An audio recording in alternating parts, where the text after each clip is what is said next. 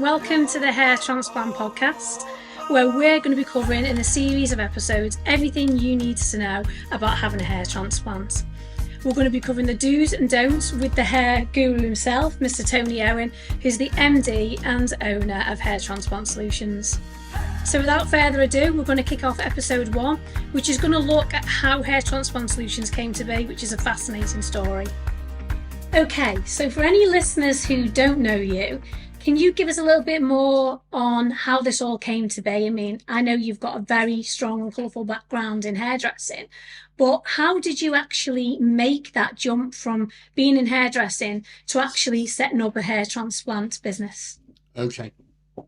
So I started losing my hair in my late 20s. And about 16 years ago, I hated the fact I looked like the Screaming Skull. And people used to, say, get off my train like the Following Ghost. And I hated it. And anyway, a friend of mine actually mentioned, why didn't I go for a transplant? And he knew of a place in the UK that was meant to be very high level.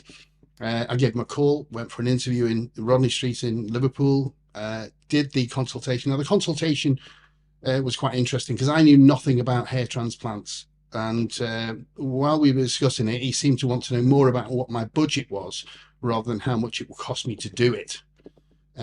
So I said, well, I heard it was about £4,000. So we agreed that I would have the procedure done about 2 months later. 18 months later, I basically had very thin, weak, bad result hair transplant. And it looked better. I have to say it looked better, but when I looked at the contract, I realised then, because I knew a bit more about it, that I'd only had 800 grafts done on my head, when really it probably needed what I know today, 4,000 grafts. So really, I wasn't impressed, and I've got to be honest, that's still how the UK run their business. It's all about how much money you've got, can you afford. Wayne Rooney will pay £30,000 for his, and then the man in the street for the same company is being offered a hair transplant for £1,999, and it's ridiculous because obviously if you can't see through that, you're blind. So I decided to look at Istanbul. I knew that the value for money in Istanbul was fantastic. Obviously, you just had to pick the right place. A guy who'd already been mentioned it to me, that he knew of a great place, not cheap over there for what you can get it for.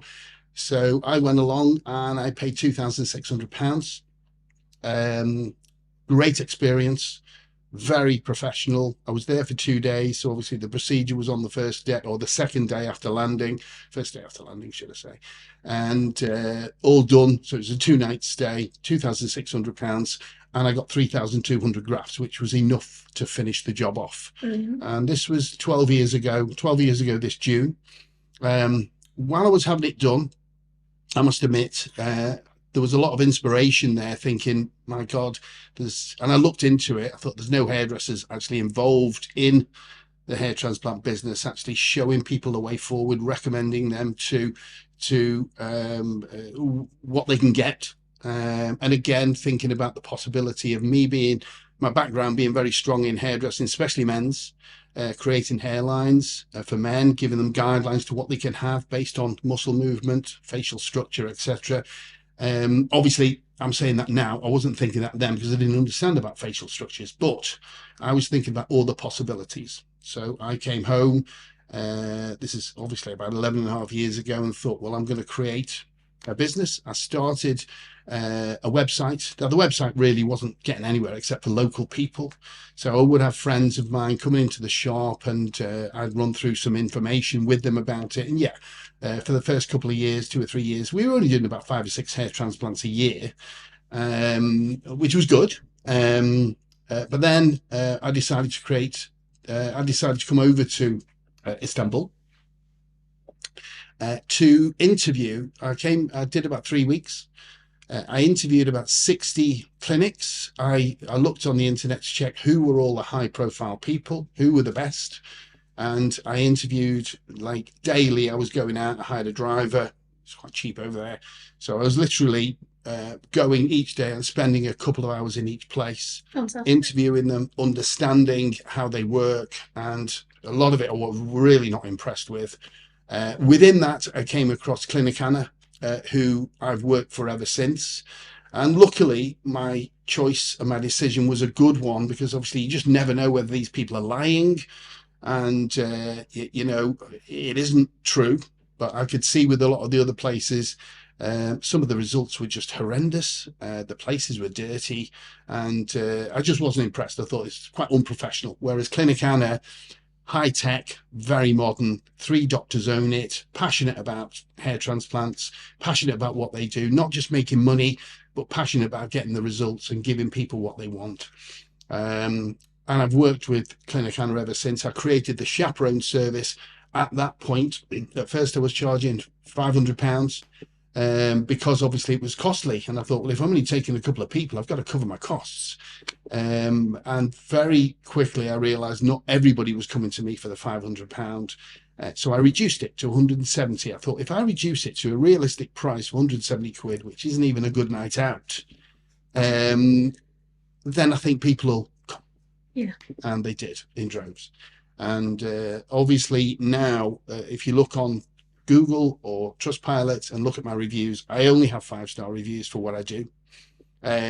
Everybody says within the review, I wouldn't have done it without Tony after that experience. Having him there in that room, because that's a part of what I do. The big part of the chaperone service is me being in that room with the doctor. First of all, I do pre-drawings to pre-design the hairline ready for the doctor. Then I give him the pictures. Me and Dr. Rao are good friends. We've been working together for 8 years, so we think the same way. Now we do anyway. I've nurtured him.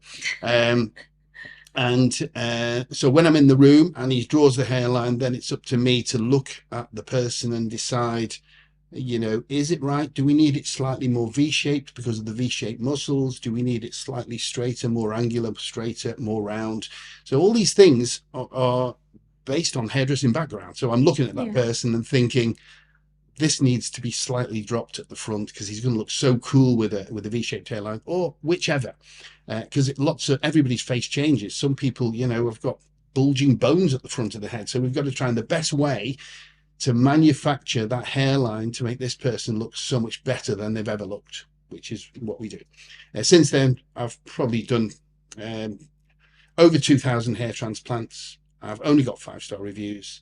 And we're strength to strength. Fantastic. It's a very inspiring story, actually, and it's quite good to hear that you started the business off from an organic point of view, starting softly, just taking a few friends and people that you knew out there, and then, you know, further down the line it's become an absolute monster and a leader in its field. So it's a real inspiring story. And award-winning as well, because we've won the most trusted hair transplant provider in the GHP Awards for 4 years on the trot, and I think we're just about to win 2025 as well. So and that's including all these places in the UK that say they're the best, and we keep winning it.